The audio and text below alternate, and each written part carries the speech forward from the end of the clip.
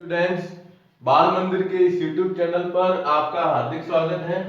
हमने last lecture के अंदर एक टॉपिक पढ़ा था, वो था CFT, क्रिस्टल फील्ड थ्योरी क्या होती है, जिसमें आपको मैंने बताया था कि एक अष्टफलकीय संकुल यौगिक जो होता है, उस यौगिक के अंदर किस प्रकार से कक्षकों का विपाटन होता है। कि पहले वो समरंध्र कक्षक होते हैं, लेकिन जब उसके मार्ग में वापस कोई लिगैंड आता है तो उसमें इलेक्ट्रॉन इलेक्ट्रॉन के बीच प्रतिकर्षण के कारण, है ना, ऊर्जा में अंतर होने से कक्षकों का क्या हो जाता है, विपाटन हो जाता है। तो वो हमने पढ़ा लास्ट लेक्चर में। और फिर मैंने कहा था कि इसमें दो ऊर्जा स्तर बनते हैं, एक होता है T2G, एक होता है EG, है ना। और फिर बताया था कि भाई जो चतुष्फलकीय संकुल होते हैं, उन चतुष्फलकीय संकुल के अंदर जो विपाटन होता है वो अष्टफलकीय का क्या होता है, उल्टा होता है। यानी उसमें निम्न ऊर्जा स्तर बन जाते हैं EG और उच्च ऊर्जा स्तर बन जाता है T2G, है ना। तो वो CFT जो होती है, उस CFT को प्रभावित करने वाले कारक कौन कौन से हो सकते हैं। तो उसके अंदर सबसे पहला आपके स्क्रीन पर लिखा हुआ है, सबसे पहला दिया हुआ है विपाटन ऊर्जा। यानी जो कक्षकों का विपाटन होता है उस समय निम्न ऊर्जा स्तर और उच्च ऊर्जा स्तर के बीच में जो ऊर्जा अंतर होता है उसको अपन क्या कहते हैं, क्रिस्टल क्षेत्र विपाटन ऊर्जा। तो उसका मान किस प्रकार से होगा, उसी के आधार पर CFT प्रभावित होती है। दूसरा पॉइंट देखो क्या दिया है, दूसरा पॉइंट दिया है लिगैंड, कि लिगैंड जो होता है वो किस प्रकार का क्षेत्र उत्पन्न करेगा।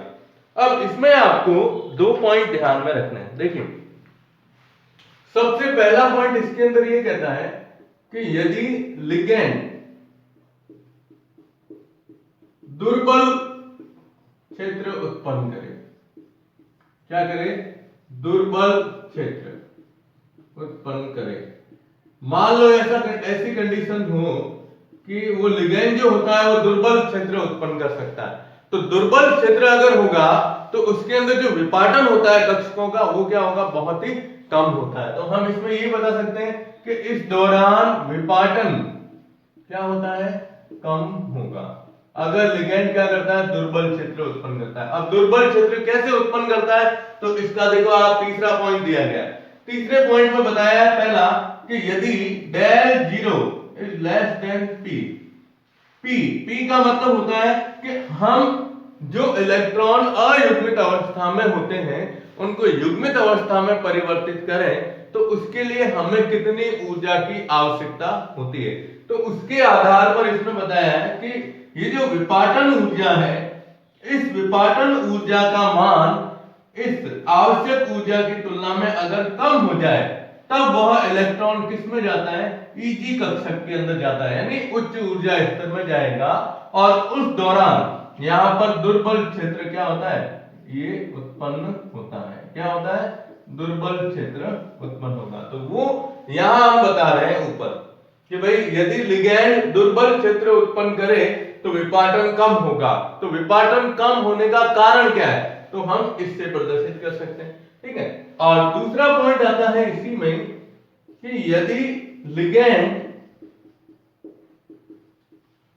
प्रबल क्षेत्र उत्पन्न करे, कौन सा, प्रबल क्षेत्र उत्पन्न करे।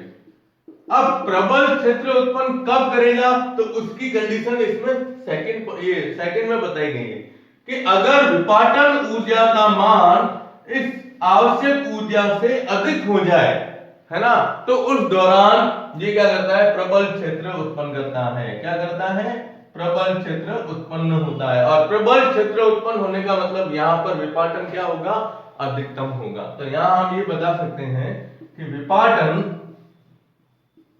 क्या होता है, इसमें अधिक होगा।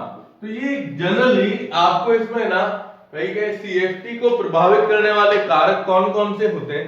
तो CFT को प्रभावित करने वाले कारकों में मुख्य रूप से तो हम इसमें लिगैंड ही बताते हैं। और आपकी किताब में और अपने नोट्स के अंदर जो लिगैंड की प्रबलता है उसका क्रम दिया गया है, उस क्रम को आप थोड़ा सा ध्यान रखिएगा, ठीक है। और फिर यहां आगे दिया गया है कि ये जो ऊर्जा होती है इस ऊर्जा को ज्ञात कैसे किया जाता है। देखो क्या लिखा हुआ है, CFSE।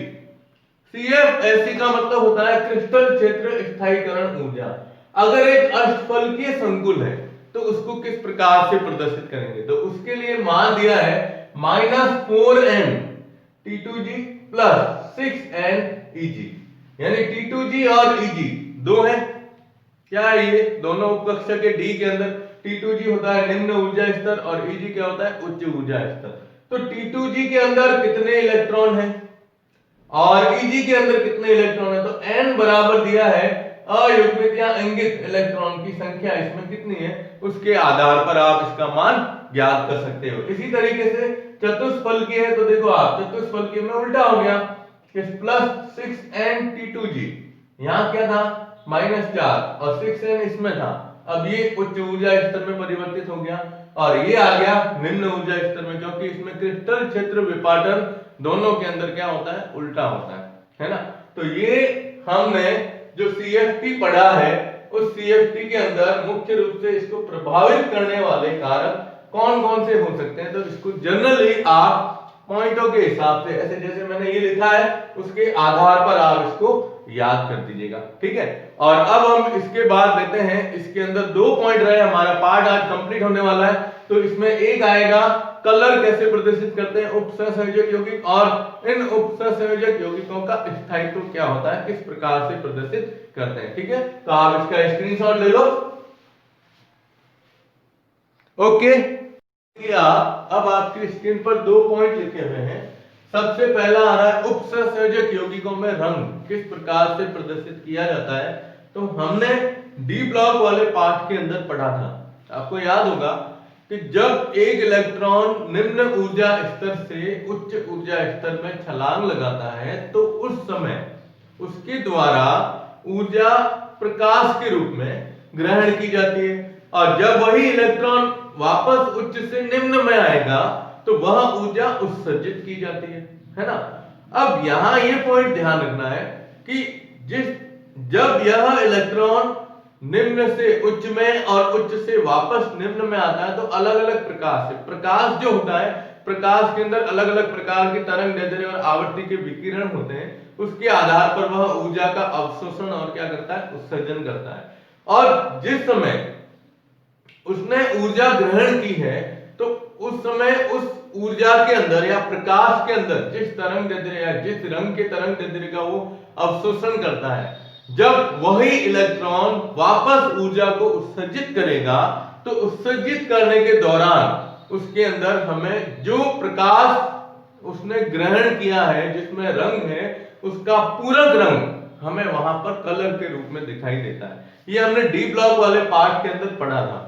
अब इसमें भी यही बताना है कि जो ये केंद्रीय धातु परमाणु होते हैं, कोई भी केंद्रीय धातु परमाणु होता है ना, तो केंद्रीय धातु परमाणु के अंदर जो डी कक्षक है उसमें अयुग्मित इलेक्ट्रॉन जो होते हैं, क्या बताते हैं अयुग्मित इलेक्ट्रॉन कितने हैं, अयुग्मित इलेक्ट्रॉन के कारण ही ये क्या करता है रंग प्रदर्शित करता है। ये आपको जनरली ध्यान में रखना है, और इसका एक सवाल बोर्ड परीक्षा के अंदर भी आया हुआ है और इस बार भी आने की संभावना ज्यादा बन रही है। देखिए मैं आपको ये सवाल करवा देता हूं। इसके अंदर सवाल दिया है, इसमें देखिए इसमें दिया है टाइटेनियम, टाइटेनियम धातु जो होती है टाइटेनियम का उदाहरण दिया हुआ है, वो दिया है आपके कि टाइटेनियम देखिए TiH2O का होल 5 और ऊपर लिखा हुआ है 3+ बैंगनी रंग का दिखाई देता है, कारण बताइए। अब देखो क्या दे रहा है, बैंगनी रंग का दिखाई दे रहा है, इसका विलयन है वो बैंगनी रंग का है, इसका कारण बताओ। तो अब हम इसका कलर किस प्रकार से प्रदर्शित करेंगे, तो इसके लिए आप सबसे पहले टाइटेनियम देखिए, टाइटेनियम का ऑक्सीडेशन नंबर निकालो किसमें इस संकुल के अंदर।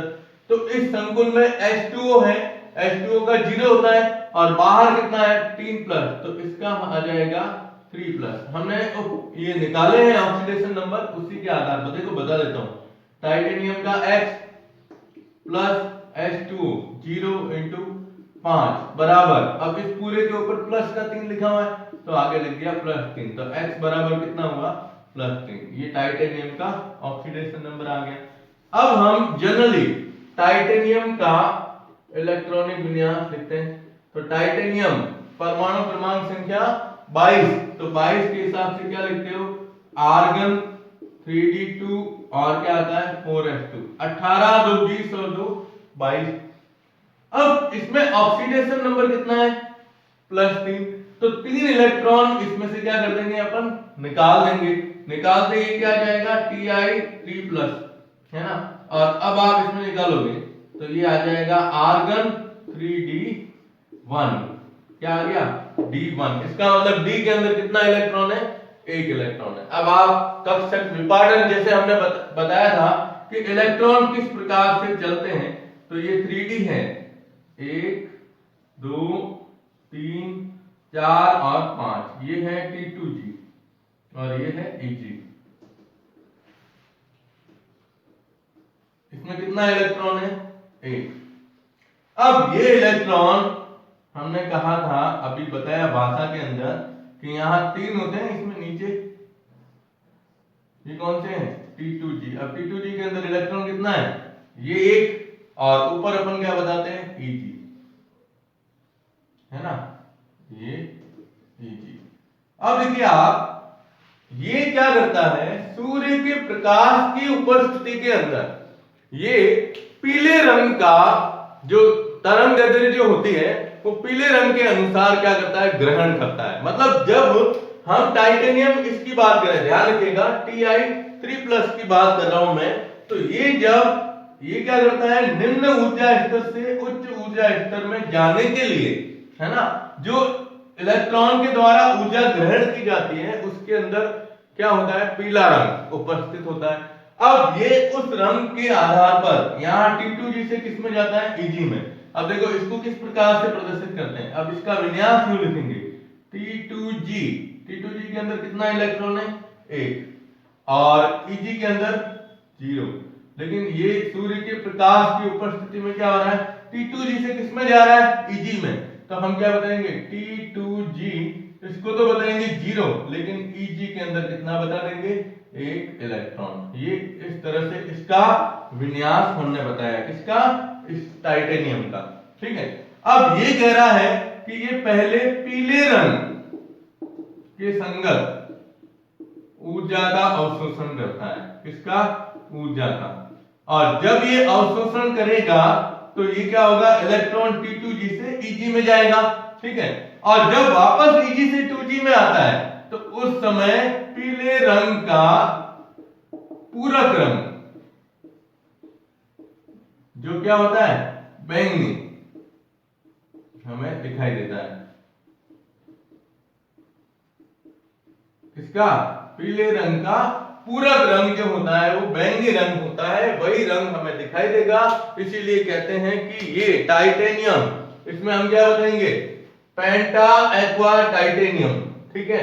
ये हमेशा कैसा होता है, बैंगनी रंग के विलेन के रूप में हमें दिखाई देगा। तो आपको इस तरह का अगर सवाल पूछे, जैसे मैंने आपको सवाल पूछ लिया कि टाइटेनियम क्लोराइड TiCl4 है ना, अब ये किस तरह का रंग देगा, रंगहीन होगा या कलर होगा, ये आपको पता करना है। तो आप सबसे पहले टाइटेनियम क्लोराइड का सूत्र लिखोगे, है ना, फिर उसमें देखो टाइटेनियम का ऑक्सीडेशन नंबर क्या आएगा, ऑक्सीडेशन नंबर निकालने के बाद फिर आप आगे इसमें बढ़िएगा, ठीक है। तो बढ़ोगे कैसे, ऑक्सीडेशन नंबर निकाल के फिर टाइटेनियम का इलेक्ट्रॉनिक विन्यास देखोगे, फिर उसमें कितना ऑक्सीडेशन नंबर आ रहा है उसके आधार पर उसका इलेक्ट्रॉनिक विन्यास देखो, फिर देखो डी कक्षक के अंदर इलेक्ट्रॉन है या नहीं है।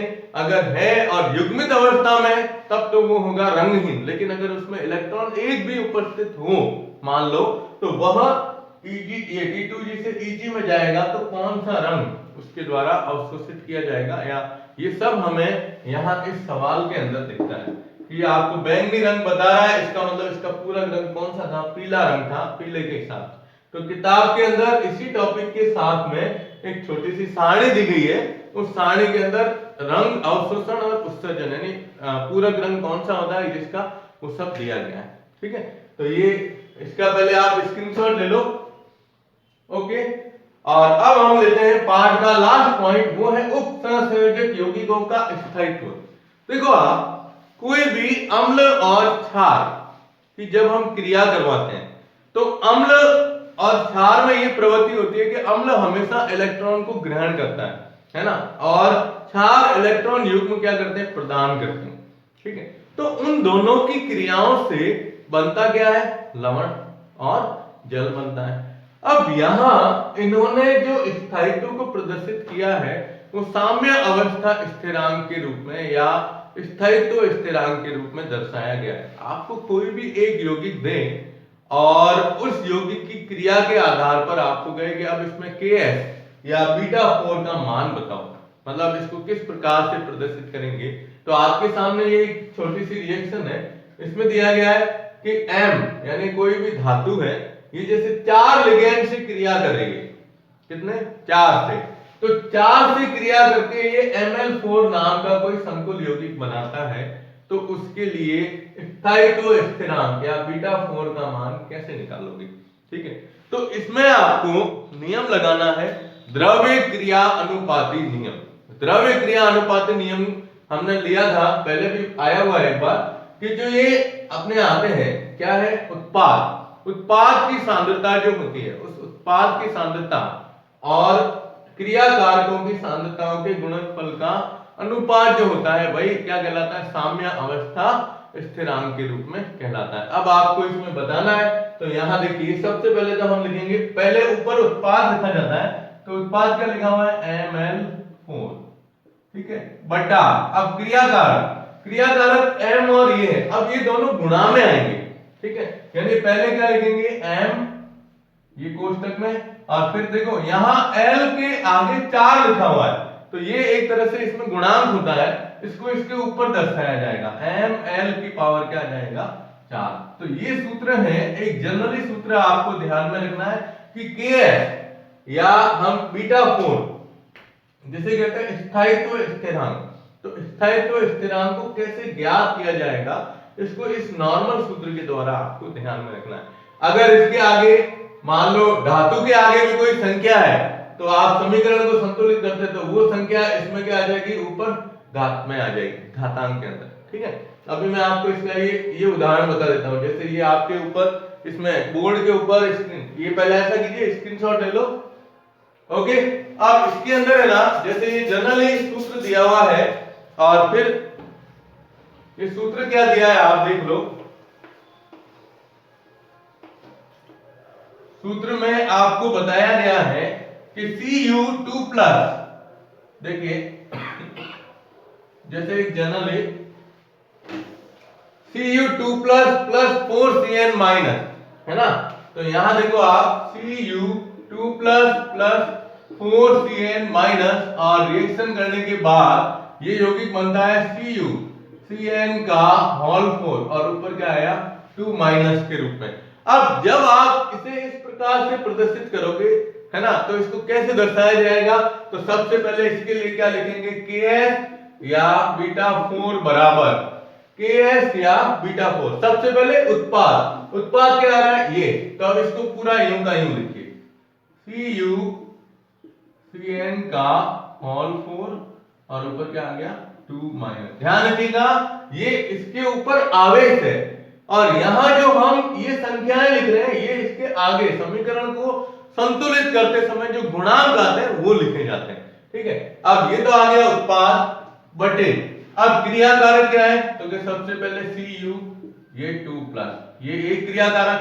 अब यहां ध्यान दीजिएगा, साइनाइड के आगे इधर 4 लिखा हुआ है, तो इसको यूं दर्शाएंगे, Cn क्या है माइनस, अब इसकी घातांक क्या लिखेंगे हम 4 के रूप में लिखेंगे। फिर आपको इसके मान दिए होंगे, इसको ज्ञात करके हम Ks या बीटा 4 का मान ज्ञात कर सकते हैं। तो स्थायित्व का मतलब जनरली हम कहते हैं कि उपसंयोजक बहुत ज्यादा स्थायी होते हैं, है ना, और इसके स्थायित्व को प्रभावित करने वाले कुछ कारक दिए गए, इन कारकों के बारे में ध्यान रखिएगा। इसमें सबसे पहला कारक दिया है कि केंद्रीय धातु आयन की प्रकृति कैसी है।